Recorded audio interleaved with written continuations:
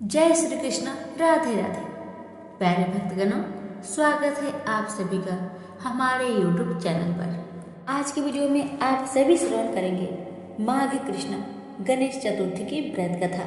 हिंदू पंचांग के अनुसार हर महीने के कृष्ण पक्ष की संकष्टी चतुर्थी को संकष्टी चतुर्थी मनाई जाती है।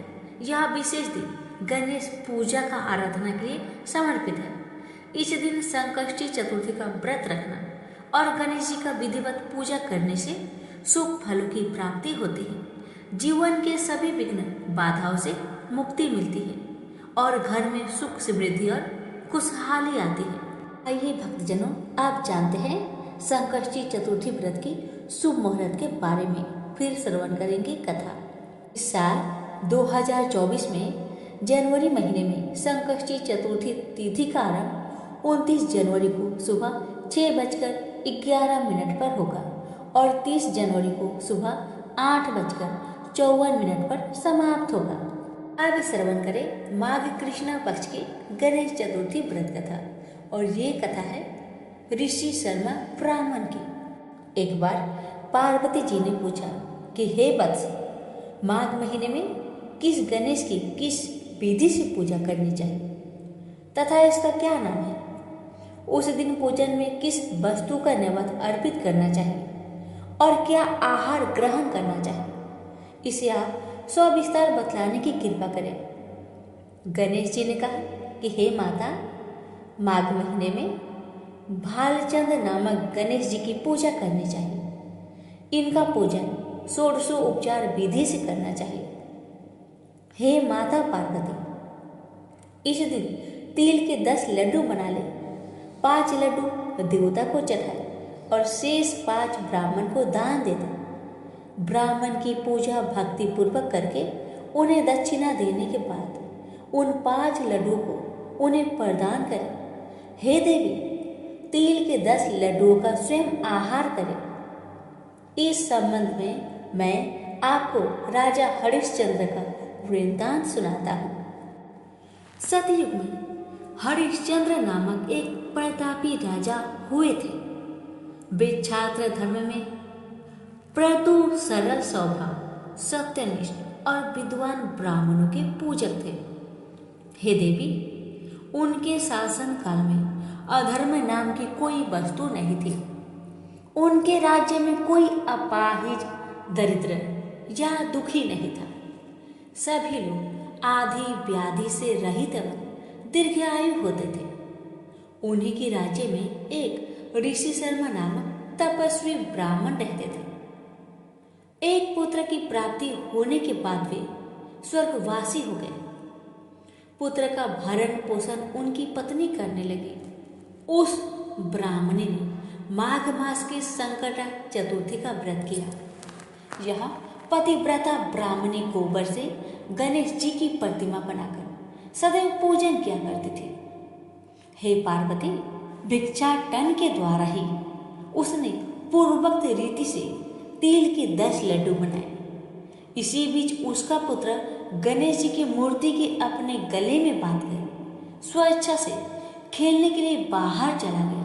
तब एक नर पिशाच कुम्हार ने उस ब्राह्मणी के 5 वर्षीय बालक को जबरन पकड़कर अपने आवा में छोड़कर मिट्टी के बर्तनों को पकाने के लिए उसमें आग लगा दिया।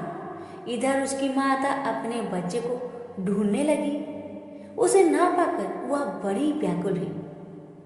वह ब्राह्मणी विलाप करते हुए गणेश जी से प्रार्थना करने लगी।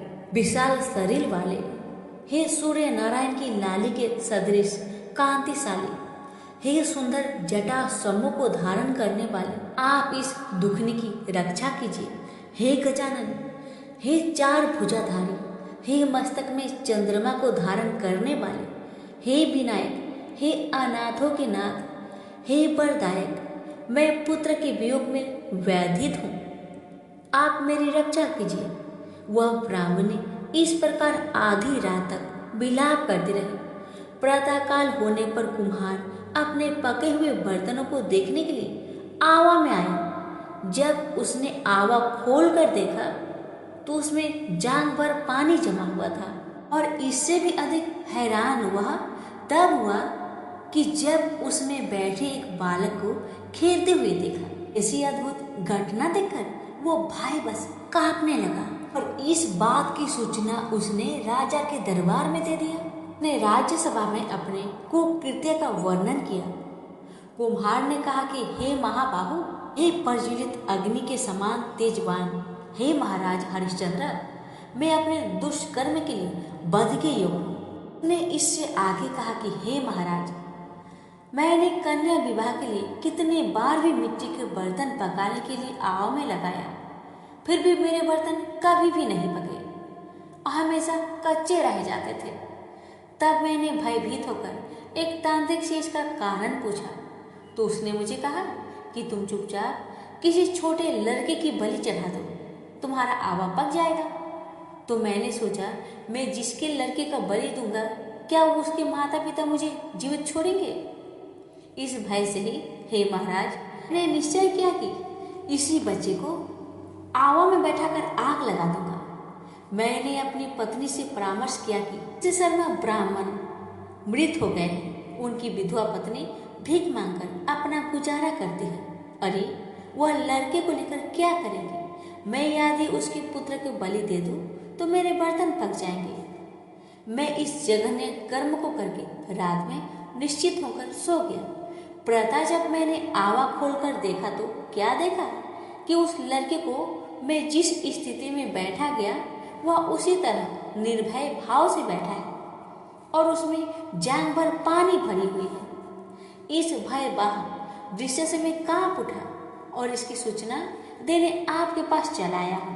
हार की बात सुनकर राजा बहुत ही विस्मित हुए और उस लड़के को देखने के लिए आए। बालक को प्रसन्नता पूर्वक खेलते देखकर मंत्री से राजा ने कहा कि यह क्या बात है, यह किसका लड़का है? इस बात का पता लगाओ। इस आवे में जांग भर जल कहाँ से आया? इसमें कमल के फूल कहाँ से खिल गए? इस दरिद्र कुम्हार के आवे में बेदुर्य मणि के समान हरी हरी धूप कहाँ से उगाई? बालक को ना तो आग की जलन हुई, ना ही भूख ही प्यास लगी। यह आवे में भी वैसा ही खेल रहा है मानो जैसे अपने घर में खेल रहा हो। राजा की इस तरह की बात कह ही रहे थे कि वह ब्राह्मण वहां बिलखती हुई आ पहुंची। वह कुमार को कोसने लगी। जिस प्रकार गाय अपने बछड़े को देखकर रंभाती है, ठीक वही अवस्था उस बुढ़िया की थी। वह बुढ़िया बालक को गोद में लेकर प्यार करने लगी और कांपती हुई राजा के सामने बैठ गई। राजा हरिश्चंद्र ने पूछा कि हे ब्राह्मणी, इस बालक के ना जलने का क्या कारण है? क्या तू कोई जादू जानती है अथवा तूने कोई धर्मचरण किया है जिसके कारण बच्चे को आज तक न आई? राजा की बात सुनकर ब्राह्मणी ने कहा, हे महाराज, मैं कोई जादूगरनी नहीं हूँ, कोई जादू नहीं जानती और ना तो कोई धर्मचरण, तपस्या, योगदान आदि की प्रक्रिया ही जानती हूँ। हे राजन, मैं तो संकटनाशक गणेश चतुर्थी का व्रत करती हूँ। उसी व्रत के प्रभाव से मेरा पुत्र जीता जागता बच गया है। ब्राह्मणी की बात सुनकर राजा ने कहा कि मेरे राज्य की संपूर्ण जनता इस संकटनाशक गणेश चतुर्थी का व्रत करे, इसमें मेरी पूर्ण सम्मति है। राजा ने उसकी परिक्रमा करते हुए कहा कि हे पतिव्रते, तू धन्य है। राजा ने संपूर्ण नगर वासियों को गणेश जी का व्रत करने का आदेश दिया। इस आश्चर्यजनक घटना के कारण सभी लोग उस दिन से प्रत्येक मास की गणेश चतुर्थी का व्रत करने लगे। इस व्रत के प्रभाव से ब्राह्मणी ने अपने पुत्र के जीवन को पुनः पाया था। इतना कहने के बाद श्री कृष्ण ने कहा कि हे युधिष्ठिर, आप भी सर्वोत्तम व्रत को कीजिए। इस व्रत के प्रभाव से आपकी सभी कामनाएं पूर्ण होगी। आप मित्रों, पुत्रों और पौत्रों को सुख देने वाले साम्राज्य को प्राप्त करेंगे। हे महाराज, जो लोग इस व्रत को करेंगे उन्हें पूर्ण सफलता मिलेगी।